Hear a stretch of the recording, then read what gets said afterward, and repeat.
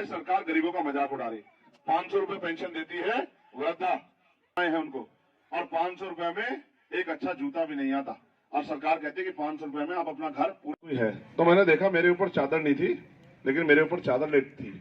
जब मैं लेटा तब चादर नहीं थी, लेकिन जब मेरी आंख खुली तो चादर थी। तो मैंने देखा कि मेरी माँ मुझे चादर उड़ा के जा रही थी। ऐसी माँ जो है, जो कुदरत का इतना बड़ा उपहार है जो मिला है हम सबको, मैं उन माओ बहनों का भी बहुत बहुत धन्यवाद करता हूं, उन मातृशक्ति को भी नमन करता हूं। जैसा मैंने आपको बताया कि योगदान के बारे में, कि योगदान कि सब व्यक्ति का जरूरी है, और इस देश में राजतंत्र में तो राजा महाराजा राज करते थे। रानी का बेटा जो रानी की कोख से जन्म लेता था वही कुर्सी पे बैठता था, बाकी लोग प्रजा के रूप में जनता की, राजा महाराजा की हर बात को अपना जीवन मानते थे। राजा जो कह देता था वो कानून बन जाता था।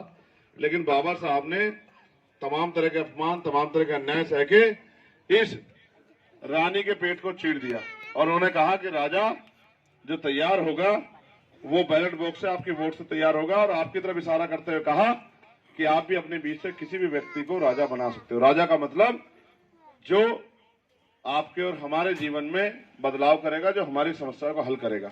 आपने अपने गांव में बहुत अच्छा सतगुरु रविदास जी महाराज गुरु घर बनाया है, और कितनी अच्छी बात उस पर लिखी है। मैं इनको समझाता रहता हूं कि रविदास जन्म के कारण होत ना कोई नीच, और नर को नीच कर डारी है ओछे कर्म की प्रीत की। यानी कि सतगुरु रविदास जी महाराज 600 साल पहले कह के गए कि जन्म के कारण कोई नीच नहीं होता है, जाति के कारण कोई नीच नहीं होता है, कर्मों के कारण आदमी नीच होता है। जो आदमी बुरा काम करेगा उसकी समाज में इज्जत नहीं होगी, और जो आदमी अच्छा काम करेगा उसकी समाज में इज्जत होगी।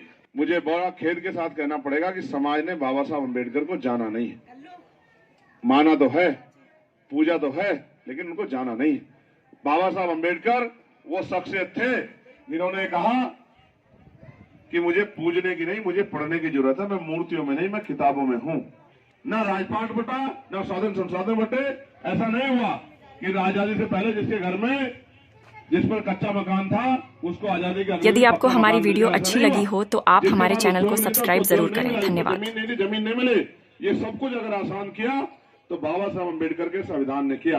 और बाबा साहब अम्बेडकर का जो संविधान है, उस संविधान की एक बात मैं आपको बहुत अच्छी बताता हूं कि 600 साल पहले जो बात सतगुरु रविदास जी महाराज कह के गए, क्या कि ऐसा चाहूं राज में जहां मिले सबन्नु अन्न, और छोटे बड़े सब सम बसे रविदास रहे प्रसन्न। की ऐसा राज होना चाहिए जहां कोई छोटा बड़ा ना हो, जहां कोई ऊंच नीच ना हो, जहां कोई भेदभाव ना हो, ना जाति के आधार पर भेदभाव हो, ना धर्म के आधार पर भेदभाव हो, ना किसी को सताया जाए, ना किसी बहन बेटी का अपमान हो, ना बहुत कोई अमीर हो जो गरीबों की मजाक उड़ाए, और ना कोई बहुत गरीब हो जिसके अमीर मजाक उड़ाए। सब प्रेम भाव से रहे, सबको खाने के लिए अन्न की, तन ढकने के लिए कपड़े की, सर ढकने के लिए छत की व्यवस्था हो, पीने के लिए साफ पानी की व्यवस्था हो। और उसी बात को बाबा साहब अम्बेडकर ने संविधान में लिखा, क्या कि जाति के आधार पर कोई ऊंच नीच नहीं करेगा, करेगा तो मुकदमा लिख के जेल जाएगा। धर्म के आधार पर कोई किसी को सताएगा नहीं, अगर सताएगा तो जेल जाएगा। और हर व्यक्ति को रोटी कपड़ा मकान देना सरकार की जिम्मेदारी होगी। हर बहन बेटी के सम्मान की रक्षा करना संविधान सरकार की जिम्मेदारी होगी। और सबको पढ़ लिख के आगे बढ़ने का अवसर मिलेगा, सब समान है। लेकिन आज तो इस देश में जाति के आधार पर भी अन्याय होता है। कैसे? आपने देखा सफीरपुर का अन्याय के ताकतवर लोगों ने हमारे घर चला दिए, हमारे गुरुजी की मूर्ति का अपमान कर दिया, बाबा साहब की मूर्ति तोड़ दी, हमारी बहन बेटियों को सताया। जब कोई भी नहीं लड़ा, सारे नेता चुप हो गए, तो मैं वहां लड़ने के लिए गया, तो मुझे पकड़ के जेल में बंद कर दिया। जब मुझे बेल मिल गई तो मेरे ऊपर एनएसए लगा दी।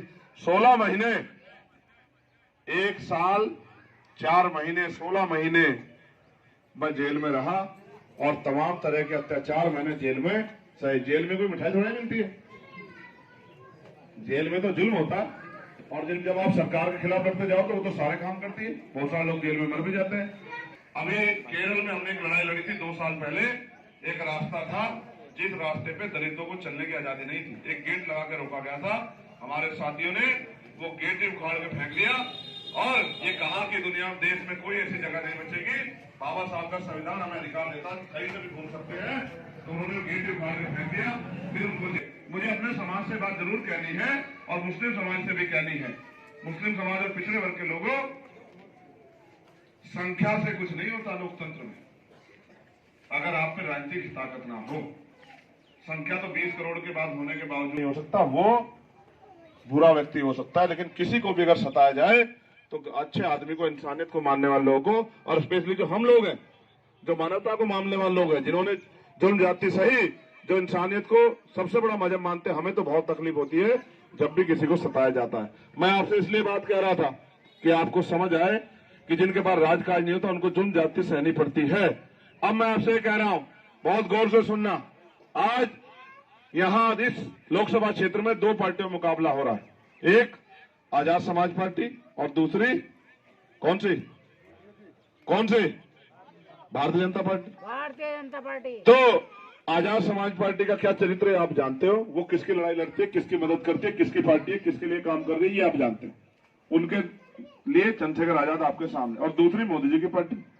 तो मोदी जी की पार्टी का चाल चरित्र ये है कि यही भाजपा के लोग हैं जिन्होंने जीते जी बाबा साहब अम्बेडकर की शव यात्रा निकाल के उनको खून के आंसू रोने के लिए मजबूर किया।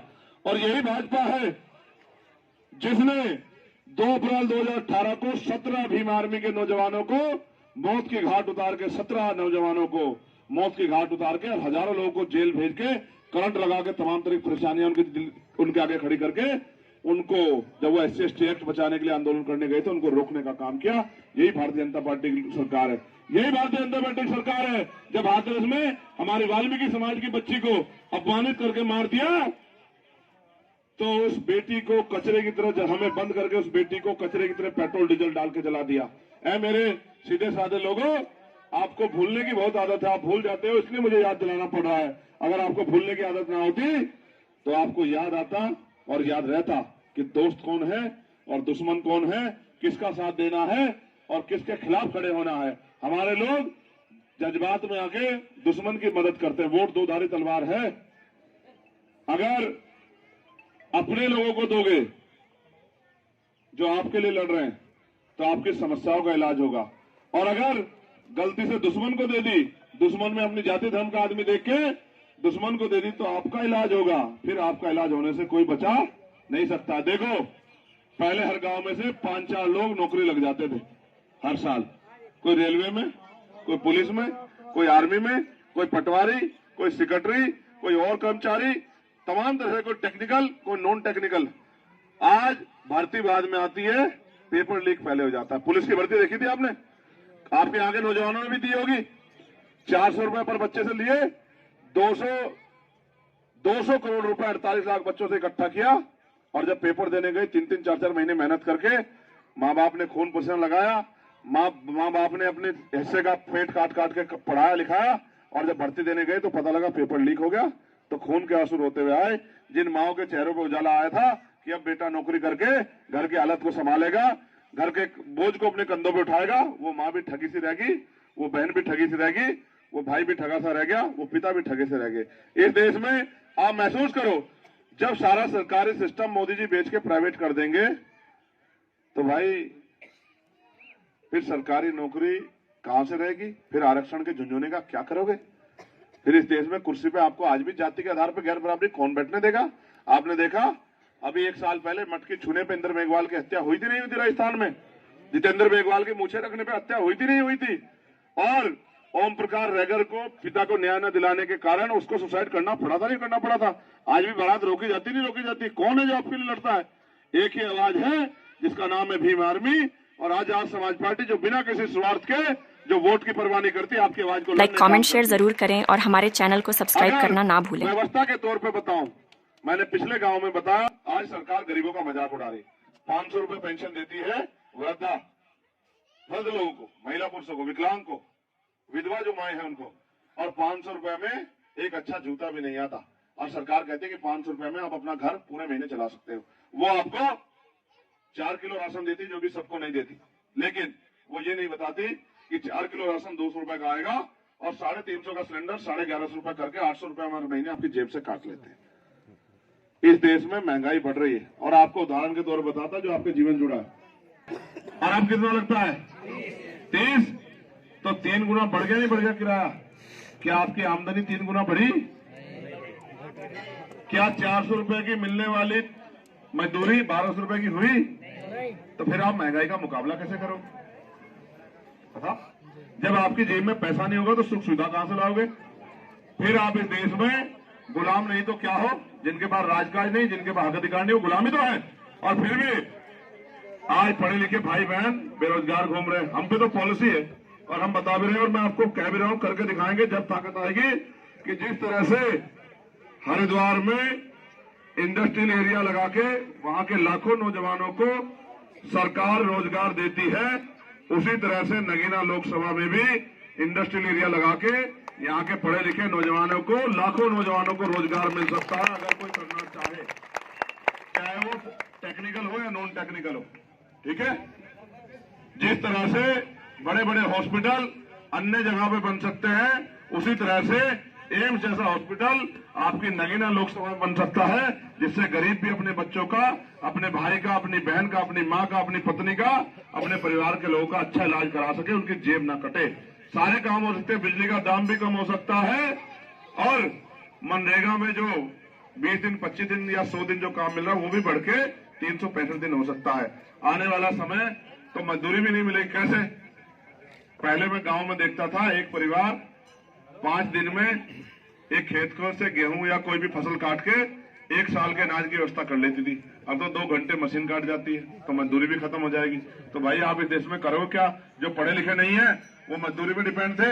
अब आप देखो पुल बन रहे हैं, मजदूरों की जरूरत नहीं, मशीन लग रही है, ऊपर ही जाके घेर देती है सारा काम। ठीक है, तो जो ना पढ़े लिखे हैं वो तो गुलाम हो जाएंगे, जो पढ़े लिखे हैं उनको रोजगार नहीं मिल रहा, वो वैसे बर्बाद हो जाएंगे। जब ये सरकार अडानी अंबानी का 15 लाख करोड़ रुपए माफ करती है, तो आपको लोन क्यों नहीं देती? आपको दो क्यों नहीं देती? आपको रोजगार क्यों नहीं देती? क्योंकि उनको पता है कि अगर इनका पेट भरेगा, इनके कनस्तर में कई दिन का आटा होगा, तो ये आराम से पढ़ के आराम करेंगे, और आराम करेंगे तो ये सोचेंगे कि यार हम इस देश में इतनी मेहनत मजदूरी करके भी गरीब बेबस लाचार क्यों हैं? जो टैक्स हम देते हैं वो टैक्स का पैसा हमारे ऊपर क्यों लगता? हमारे यहाँ अच्छी सड़कें, अच्छे अस्पताल, अच्छे कॉलेज, अच्छी यूनिवर्सिटियां क्यों नहीं बनती? तो जब आप सोचोगे तो सवाल करोगे तो संघर्ष होगा। तो सरकार का सीधा फॉर्मूला है कि रोटी खाओ और संघर्ष के रास्ते मत जाओ। जबकि ना रहेगा बांस और ना बजेगी बांसुरी। ठीक है, लेकिन एक सवाल ये भी है कि जब सांप निकल जाए तो लकीर को पीटते रहो। आज आप पे मौका है अपने ऊपर हुए हर जुल्म को वोट की ताकत से जवाब देने का। 19 तारीख को वोट पड़ेंगे, और एक तरफ पैसे वाले लोग हैं और एक तरफ आपका अपना चंद्रशेखर आजाद है, जिसके पास ये तो बड़ा नाम नहीं कि उसकी बुआ मुख्यमंत्री रही हो या उसकी मां मुख्यमंत्री या उसके पिताजी मुख्यमंत्री रहे हो। एक काम तो है जिसकी वजह से आप तो जानते हो कि वो अपनी जान की बाजी लगा देगा, लेकिन आपके संविधान को और आपको अन्याय का शिकार नहीं होने देगा। ये पहचान तो उसके पास है। और मैं आपसे पूछ रहा हूं, भाई सड़क पे कब तक लड़ता रहूं? आप बताओ, आप नहीं चाहते कि आपका कोई जिसको आप चुन के भेजो वो चंद्रशेखर जैसा हो, जो जाके जिस तरह सड़कों पे लड़ता है, पार्लियामेंट में भी आपके हक अधिकार के लिए लड़े? चाहते हो नहीं चाहते हो? या ऐसे गूंगे बहरा नेता चाहते हो जो जाके वोट लेके 5 साल बाद आए कि वोट दे दो, वोट दे दो? ऐसे चाहते हो क्या? जोर से बताओ। ये जो खड़े ये बताओ, गूंगे बहरे हो क्या? ऐसा है, साहब कहते थे जो जैसा समाज होता है वैसा नेता ढूंढता। अगर समाज होगा कामचोर तो कामचोर नेता ढूंढेगा कि ना तो ये खुद काम करे ना हमें करने को कहे। और अगर समाज होगा गुलामी की बेटियां काटने वाला तो ऐसा नेता ढूंढेगा जो गुलामी की बेटियां खुद भी काटने के लिए तैयार रहे, हमें भी तैयार करे। अब आप बताओ, इस लड़ाई में अपने भाई चंद्रशेखर आजाद की मदद करोगे नहीं करोगे? दोनों हाथ उठा के बताओ, दोनों हाथ उठाओ, उसी की मानूंगा मैं। जो एक हाथ उठाएगा मैं मानूंगा, ये मुंह दिखाई बात कर रहा है। नीचे करो, ऐसा तो नहीं कल ये भाजपा वाले पैसे लेके आ जाएं, हैं? सोच लो। अच्छा, एक और पार्टी मैदान में है जो हमारे वोट काटने के लिए आए बेचारे, हैं? वो ये कह रहे हैं भाई ये तो हमारे बंधुआ मजदूर हैं, हम इनको खरीद लेंगे, मुसलमानों को, दलितों को। और ये वो लोग हैं जिन्होंने प्रमोशन में रिजर्वेशन का बिल फाड़ के हमारे कितने कर्मचारियों को खून के आंसू रोने के लिए मजबूर किया। ठीक है, संसद में अगर वो बिल ना फटता तो लाखों नौजवान, क्योंकि बैकलॉग आता, लाखों नौजवान रोजगार लगते, क्योंकि हमारे पेट में रोटी ना पड़ जाए तो हमसे बहुत तकलीफ है सब लोगों को। तो इसलिए मैं आपसे कह रहा हूं, सब लोग आएंगे, तरह तरह के झंडे लेके आएंगे, लेकिन आप एक ही चीज पर डटे रहना कि इस बार आप चंद्रशेखर आजाद को वोट देके पार्लियामेंट भेजने का काम करोगे। डटे रहोगे। अब ये जो समस्या आपकी आई थी कि वोट तो देंगे चंद्रशेखर को और चला जाएगा मोदी पे, तो बात ऐसी है कि चोरी उनके यहां होती है जिनका पहरेदार कमजोर होता है। आपने डीएम एसएसपी के यहां चोरी होती सुनी? आपने मुख्यमंत्री के यहां चोरी होती सुनी? आपने देश के फकीर प्रधानमंत्री जो 10 करोड़ रुपए का सूट पहनते हैं उनके यहां चोरी होती सुनी कभी? तो आप चंद्रशेखर आजाद को कमजोर मानते हो क्यों भाई? नौजवानों बताओ, तो चंद्रशेखर आजाद की वोट चोरी कर लिया भाई? सुनो, बस समझ जाओ, जो नहीं कह रहा उसको समझ जाओ। तुम्हारे लिए तुम तो एक वोट दोगे, मुझे तो ये सारी की सारी वोटों की रक्षा करनी है।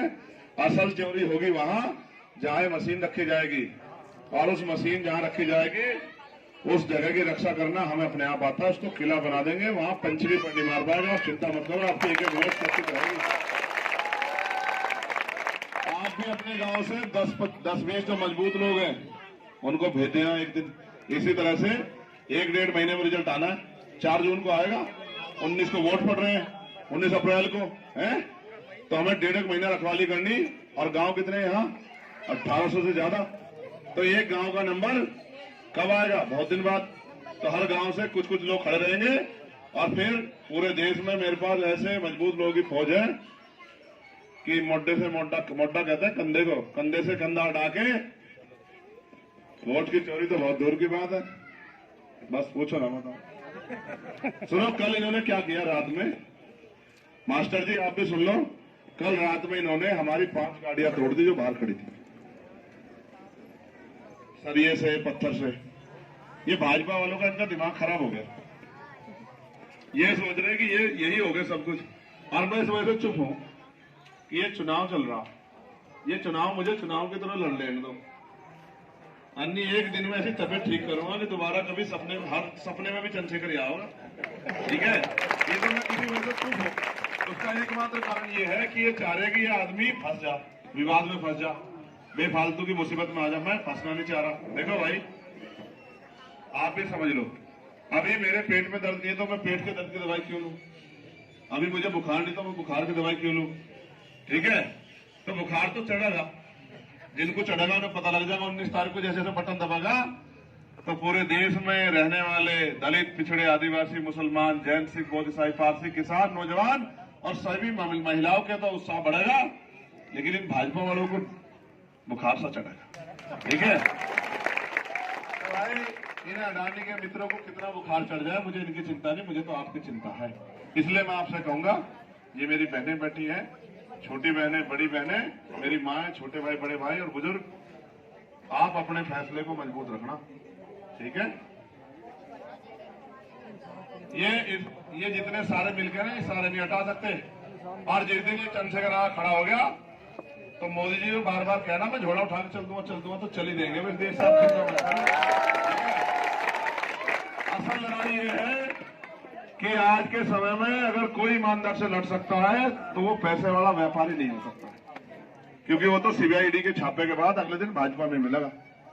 ठीक है, अब आप अपना परेशान मत हो और अपनी वोट को केंद्र के चुनाव निशान पर डालकर 1-2 काम करने हैं बहुत जरूरी। पहली बात ये कि ना सोचियो कि मैं खेत पर चली जाऊं या मैं पढ़कर सो जाऊं या मैं घर का काम निपटा लिया तो इतनी सारी जा रही।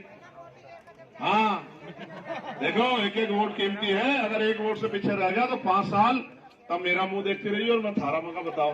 ठीक है, दूसरी बात, ये बहुत जिम्मेदारी की बात है, जो लड़ाई समाज की होती है उसको समाज ही लड़ता है, जो लड़ाई व्यक्ति की होती है उसको व्यक्ति लड़ता है। ये लड़ाई हमारे आजादी की लड़ाई है, करो मरो की लड़ाई है।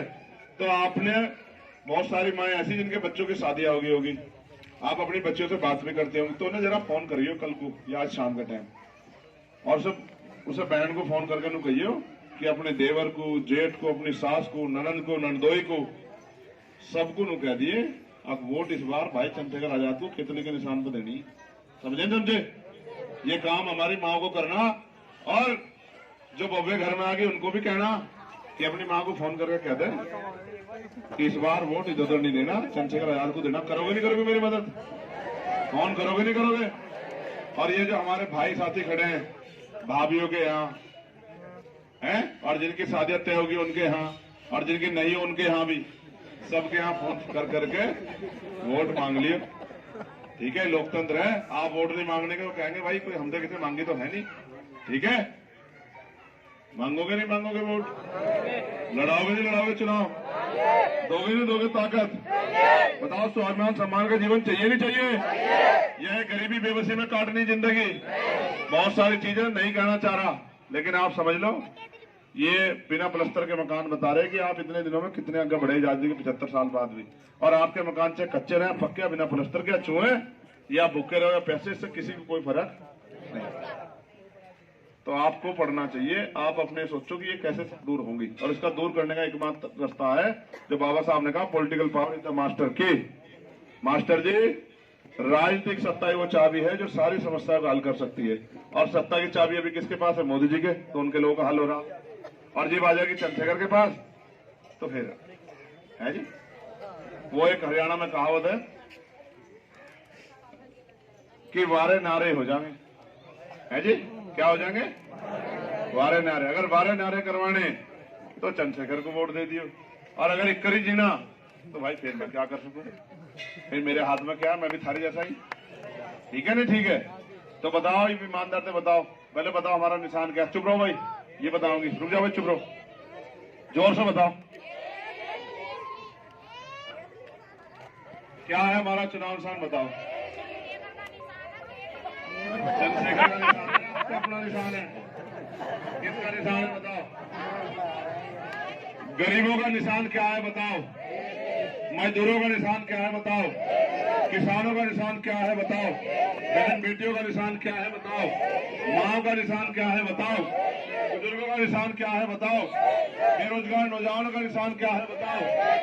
हम सबका निशान है केतली, और नारा बहुत बढ़िया दिया है बिलाल भाई ने कि सारी पार्टी देख ली और अब की बार।